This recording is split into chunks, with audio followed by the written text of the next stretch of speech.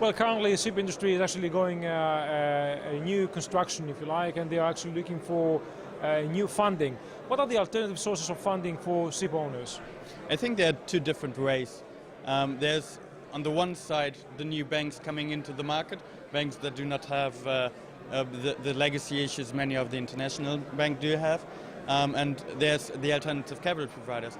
I would count ourselves as being a new bank because we are in fact a bank. So we offer a different product than the alternative capital providers, who are in that sense more flexible from structured products, which to some extent can have equity character, to senior finance, depending on their on the specific situation. Our focus is to provide debt finance, senior finance. It is not our role to take equity risk, and I think this became also very clear in the panel discussion, that there's a difference between simply the new banks and the new capital providers. What are the opportunities, though, for ship owners to actually get a loan in order to either build a new ship or to maintain the costs for a previous loan from a new bank or an alternative source of funding? I think shipping as a capital-intensive industry is dependent on finance. It has always been dependent on bank finance. Obviously, with a situation in banking, with a new regulation in banking, it has become more difficult. So the hurdles, the obstacles for ship owners to raise bank finance are higher today. It starts with transparency, with financial reporting. It ends with corporate governance.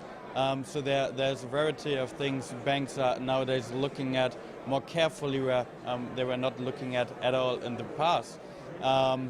So banks are there. I think the opportunity for newcomer banks like Hellenic Bank is that all the international, or many of the international banks, are focusing on the top 5% ship owners, and the very large ship owners, and the ship owners that have strong balance sheets behind.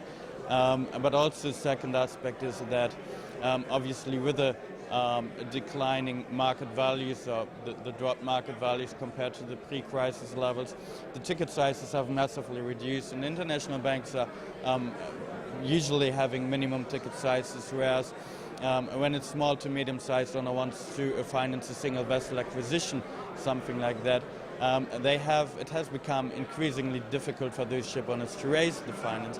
Same applies when there are balloons coming up. For many international banks, it's a matter of policy to not extend the loan maturity when a balloon is coming up. So those ship owners need to raise new finance and need to look for alternative sources, including new banks, including potentially alternative capital.